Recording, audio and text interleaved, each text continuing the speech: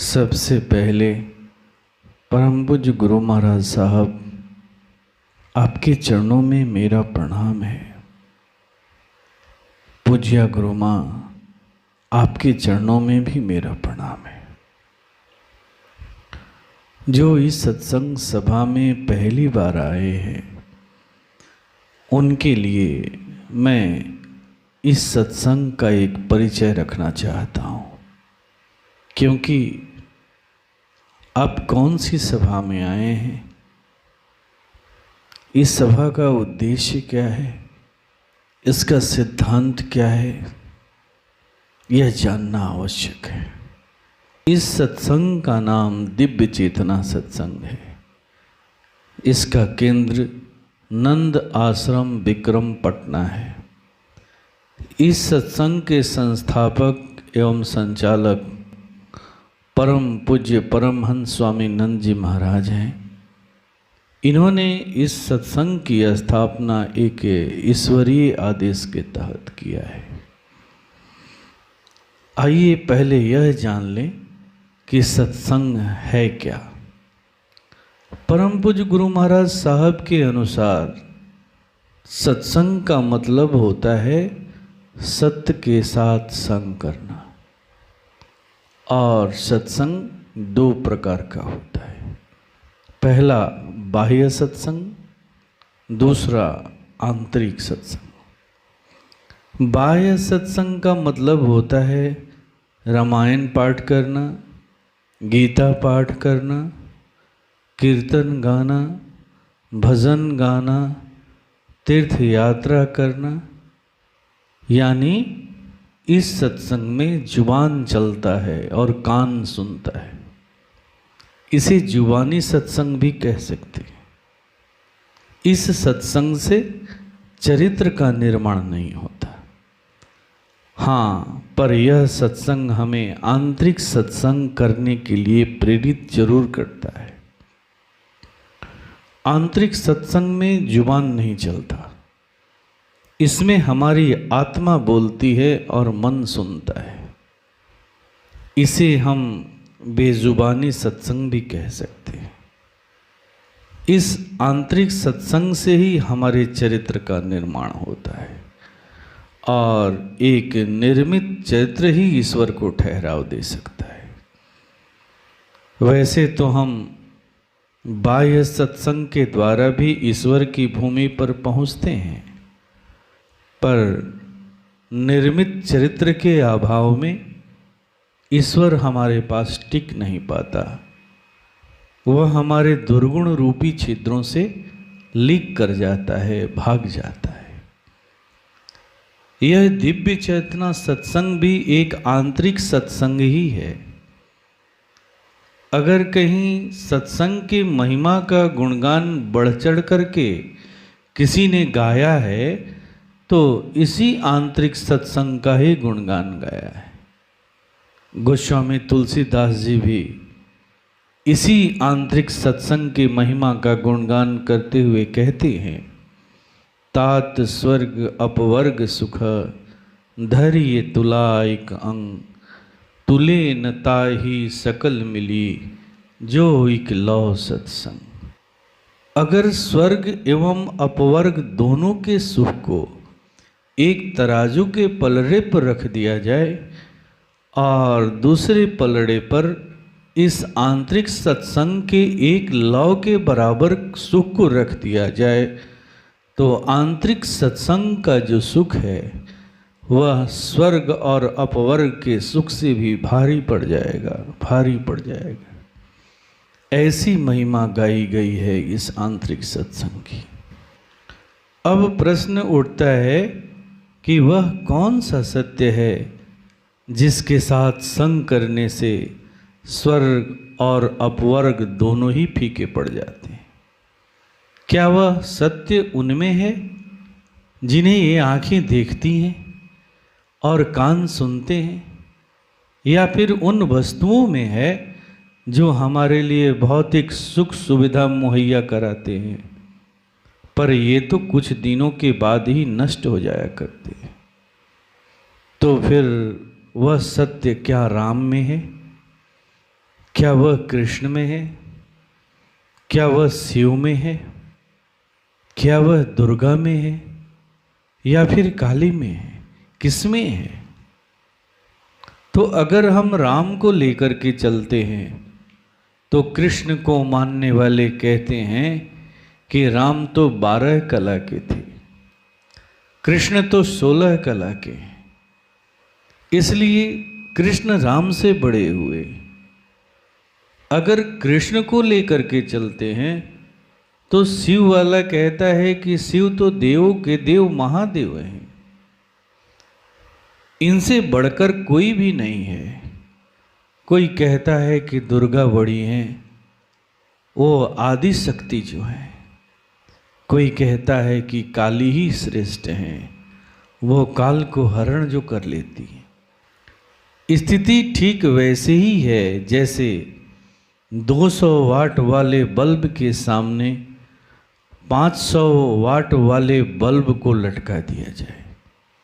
ऐसे में स्वतः ही हमारी नज़रें, हमारी दृष्टि 200 वाट वाले बल्ब से हट करके 500 वाट वाले बल्ब की तरफ चली जाती है। ठीक इसी प्रकार कभी हम राम से कृष्ण की तरफ भागते हैं, कभी कृष्ण से शिव की तरफ भागते हैं, कभी दुर्गा की तरफ भागते हैं, कभी काली की तरफ भागते हैं। यहाँ तो एक असमंजस सी स्थिति बनी हुई है। एक मान्यता दूसरे मान्यता को काटती दिखती है। आखिर उस सत्य की खोज में हम जाएं तो कहाँ जाएं? पकड़े तो किसे पकड़े कि वह सत्य है कहाँ, जिसके बारे में कहा जाता है कि सत्य में कोई भ्रम नहीं है, सत्य में कोई विवाद नहीं है, सत्य में कोई दुविधा नहीं है। आखिर ऐसा सत्य है कहाँ? तो हमारे पूज परम पूज गुरु महाराज साहब ने कहा कि हाँ, एक ऐसा भी सत्य है जहाँ कोई विवाद नहीं है, कोई भ्रम नहीं है, कोई दुविधा नहीं है, जिसको जानने के लिए किसी धर्मशास्त्र को पढ़ने की जरूरत नहीं है, और वह अकाट्य भी है, अमिट भी है। वह है हमारा निज का सत्य, जो हमारे अंदर आत्मा के रूप में प्रतिष्ठित है। इसकी दिव्यता से हर वस्तु दिव्य हो जाया करती है। जब यह सत्य हमारे आँखों पर आता है तो ये आँखें देखने लगती हैं। जब यह कानों पर आता है तो कान सुनने लगते हैं। जब यह मुख पर आता है तो मुख बोलने लगता है, और जब हृदय पर आता है तो हृदय धड़कने लगता है, और जब हाथ पैरों पर आता है तो हाथ पैर काम करने लगते हैं। पर जिस दिन यह सत्य हमारे अंदर से निकल जाता है, ये आंखें रहती हैं देख नहीं पाती, ये कान रहते हैं सुन नहीं पाते, ये मुख रहता है बोल नहीं पाता, हृदय रहता है पर धड़कना बंद कर देता है, हाथ पैर रहते हैं पर काम करना बंद कर देते हैं। ऐसी हालत में हमारे शरीर का एक नया नामांकरण होता है, जिसे लोग मुर्दा अथवा लाश भी कहते हैं। अब इस शरीर को एक क्षण के लिए भी घर पर कोई रखना नहीं चाहता। इसे तुरंत घर से बाहर निकाल फेंकते हैं या फिर दफन कर देते हैं, जला देते हैं। यानी इस शरीर की जो मान मर्यादा थी वो इसी सत्य के वजह से थी। इसी सत्य के वजह से लोग इसे प्रणाम किया करते थे। इसीलिए हमारे परम पूज्य गुरु महाराज साहब कहते हैं कि इतना बड़ा सत्य हमारे या आपके साथ है और वर्षों से है, जुगों जुगों से है, फिर इसका हम आत्मसात क्यों नहीं करते?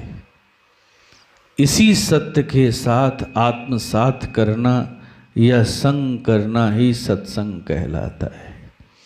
इसी के साथ संग करके भगवान राम पुरुषोत्तम राम बने। इसी सत्य के साथ संग करके कृष्ण कुशलता के सम्राट बने। इसी सत्य के साथ संग करके शिव देवों के देव महादेव बने। इसी सत्य के साथ संग करने वाला गुरु बनता है, महागुरु बनता है, सद्गुरु बनता है। यह हुआ सत्संग का परिचय। पर हम जहाँ बैठे हैं इस सत्संग का नाम दिव्य चेतना सत्संग रखा गया है। तो आइए यह भी जान लें कि दिव्य चेतना क्या है। परम पूज्य गुरु महाराज साहब कहते हैं कि चेतना का मतलब होता है होश, ज्ञान, और इसका संबंध मन के 4 स्तरों से है। ये 4 स्तर हैं, चेतन, अवचेतन, अधिचेतन और अतिचेतन। इनमें जो चौथा स्तर है यानी जो अति चेतना है उसे ही हम दिव्य चेतना कहते हैं। जब हम अपने निज सत्य के साथ संग करने लगते हैं तो हमारी चेतना का क्रमोत्तर रूप से विकास होने लगता है और हमारी चेतना दिव्य चेतना में परिवर्तित हो जाती है। यही हम मानवों का लक्ष्य है जिसे प्राप्त करने के लिए हम इस मानव योनि में आते हैं। ये जो चेतना के 4 स्तर है ना, उनमें जो प्रथम स्तर है उसे शरीर चेतना भी कहते हैं। अक्सर हम मानव उसी में जीते और मरते हैं। यहाँ हम यह समझने लगते हैं कि हमारा स्थूल शरीर ही सब कुछ है। इस शरीर के सुख सुविधा का ख्याल रखते रखते या सुख सुविधा की सामग्री जुटाते जुटाते इस स्थूल शरीर से इतना मोहित हो गए हैं कि इस बात को भूल गए हैं कि इस स्थूल शरीर के अलावे हमारा कोई और भी शरीर है। उस शरीर के प्रति भी हमारा कोई दायित्व है। ऐसी हालत में जब हमारी मृत्यु होती है तो हमारा स्थूल शरीर तो नष्ट हो जाता है पर हमारी चेतना बनी रहती है क्योंकि यह अमिट है। ऐसी दशा में उसे अपने शरीर की अनुभूति भी बनी रहती है। जब शरीर की अनुभूति रहती है तो शरीर के भूख की भी अनुभूति रहती है, शरीर के प्यास की भी अनुभूति रहती है। इस शरीर से हमने जो भोग विलास किया था उसकी भी अनुभूति रहती है। सामने भोजन की सामग्री पड़ी हुई है पर भूख मिटा नहीं सकते क्योंकि शरीर जो नहीं है। सामने गंगा जी बह रही हैं पर प्यास बुझा नहीं सकते क्योंकि शरीर जो नहीं है। सामने भोग विलास की सारी सामग्रियां उपलब्ध है लेकिन भोग नहीं सकते क्योंकि शरीर जो नहीं है। आप सोच सकते हैं कि कितनी भयावह स्थिति होती होगी। इसलिए यह दिव्य चेतना सत्संग कहता है कि हे मानव, अपने इस स्थूल शरीर के रहते रहते अपनी चेतना का इतना विकास तो अवश्य ही कर लो कि तुम्हारी चेतना शरीर चेतना से ऊपर उठ जाए। इस तरह जब तुम्हारा शरीर न रहे तो तुम्हारी चेतना को तुम्हारे शरीर की याद भी न रहे। ऐसा नहीं है कि इसका फायदा हमें मरणोपरांत ही होगा। हम शरीर में रहते हुए भी इससे लाभान्वित होते हैं। जैसे जैसे हमारी चेतना शरीर चेतना से ऊपर उठने लगती है यानी हम अधिचेतना में पहुंचने लगते हैं, वैसे वैसे हम तनाव रहित होते जाते हैं। संघर्ष और प्रतिक्रियाओं के बीच रहते हुए भी हमारे अंदर में एक समन्वय तथा सहजता बनी रहती है जो किसी भी लक्ष्य को प्राप्त करने का सर्वश्रेष्ठ सूत्र है। मानव जीवन को सफल तथा कुशल बनाने का सूत्र है। यह स्थिति ठीक वैसे ही है जैसे एक मछली धार के विरुद्ध बड़ी आसानी से चल लेती है, यानी प्रतिकूल परिस्थितियों में भी सहजता बनी रहती है। आध्यात्मिक भाषा में ही इसे मत्स्य चेतना का जागरण भी कहते हैं। पर यह जागरण तभी संभव है जब आप अपने स्थूल शरीर के अलावे अन्य 3 शरीर, सूक्ष्म शरीर, कारण शरीर तथा महाकारण शरीर से भी योग करेंगे। उनसे जब आपका परिचय होगा, आपकी जब उनसे मित्रता होगी, और यह तभी संभव है जब आप अपने निज सत्य के साथ संग करने लगेंगे। इस तरह यह सत्संग हमारी मानवीय चेतना को ईश्वरीय चेतना से जोग करा करके दिव्य चेतना में परिवर्तित करने का संदेश देता है, और इस सभा में इसी का अभ्यास कराया जाता है। इसीलिए परम पूज्य गुरु महाराज साहब ने इस सत्संग का नाम दिव्य चेतना सत्संग रखा है। यह सत्संग एक गुरु प्रधान सत्संग है। धर्मशास्त्रों ने तथा महापुरुषों ने मानव जीवन में गुरु की प्रधानता दी है। मानव योनि ही एक ऐसी योनि है जो गुरु प्रधान है, और जहाँ कर्म करने की शिक्षा दी जाती है, क्योंकि इस योनि में ही गुरु मिलता है जो कर्म करने का उपदेश देता है। गुरु विमुख मानव कर्म योनि में रहते हुए भी भोग योनि में जी रहा होता है। मानव योनि छोड़कर सभी योनियां भोग योनियां ही हैं, भले ही वह देव योनि ही क्यों न हो। वहाँ भी कर्म करने का अधिकार नहीं है, क्योंकि उनके पास कर्म करने के लिए शरीर नहीं है।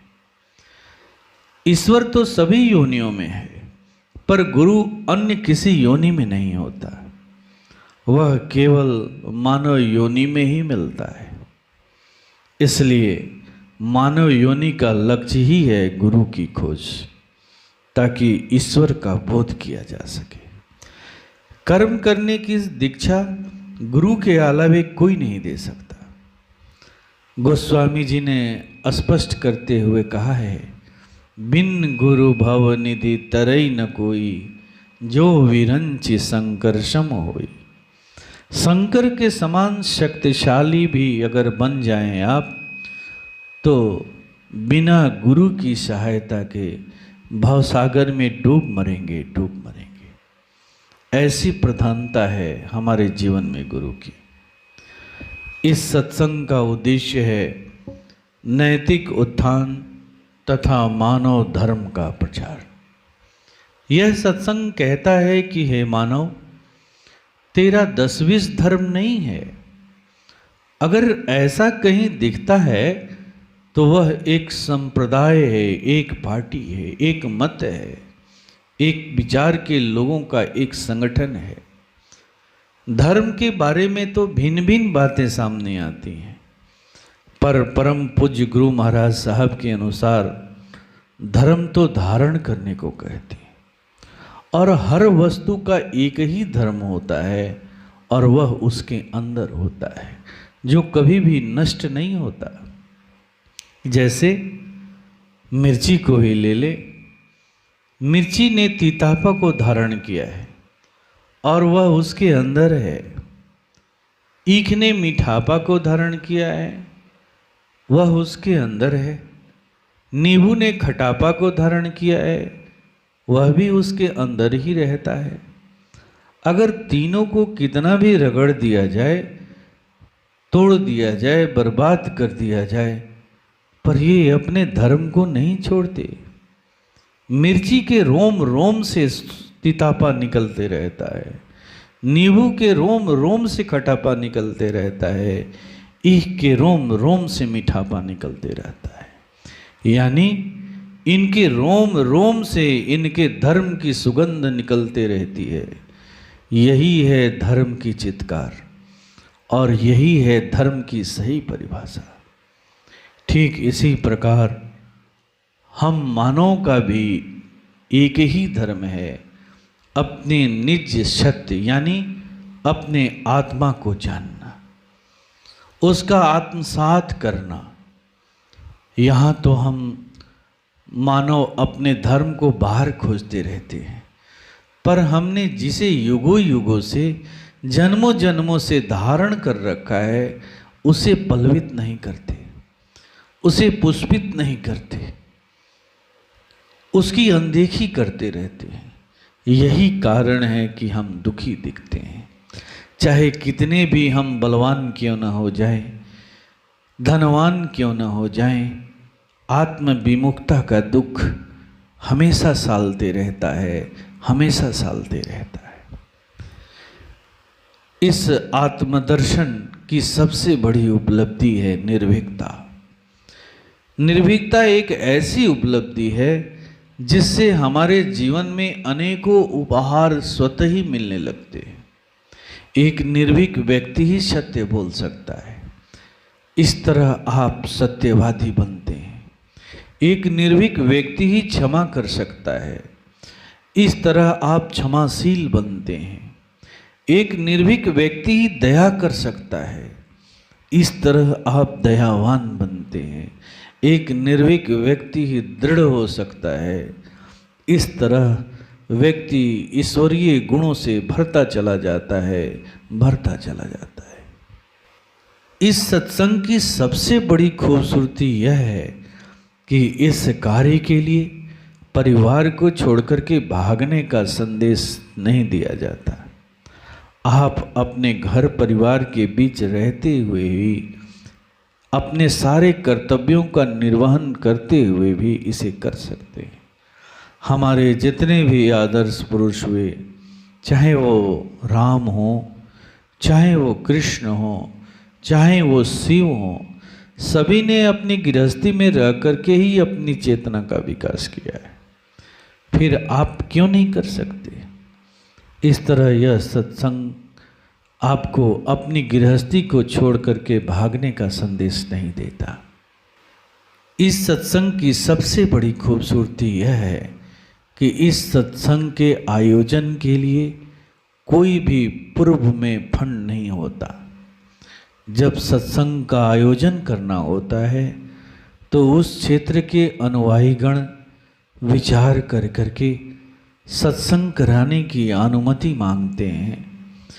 जैसे ही अनुमति मिल जाती है, कुछ एक अनुयायी सत्संग में होने वाले अनुमानित खर्चे का निर्धारण करते हैं और स्वयं इच्छा अनुसार अपनी औकात को देखते हुए एक दूसरे से शेयर करते हैं। इसमें ज़बरदस्ती किसी पर थोपा नहीं जाता या रसीद लेकर गांव-गांव घूमना, दुकान दुकान घूमना या रोड पर गाड़ियों से चंदा वसूल करना सख्त मना है। अगर स्वेच्छा से कोई आकर के कोई सहयोग राशि देना चाहता है तो उसे स्वीकार भी किया जाता है। गुरु महाराज साहब का कहना है कि जब 1 रुपया में 1 चावल का दाना बिकने लगेगा, उस दिन भी तुम्हारा सत्संग चलता रहेगा, सत्संग चलता रहेगा, कभी बंद नहीं होगा, कभी बंद नहीं होगा। और वैसा दिखता भी है। जैसे हम सत्संग की अनुमति लेकर के सत्संग स्थल पर पहुंचते हैं तो उसके पहले ही वहाँ रिद्धियाँ सिद्धियाँ विराजमान हो जाती हैं। कमी किसी चीज़ की भी नहीं होती। सभी को आश्चर्य होता है कि यह कैसे हो गया। यह देखकर ही श्रद्धा भाव बढ़ जाता है कि सत्य भी है जो अपनी रक्षा स्वयं करता है, स्वयं करता है। ओम शांति।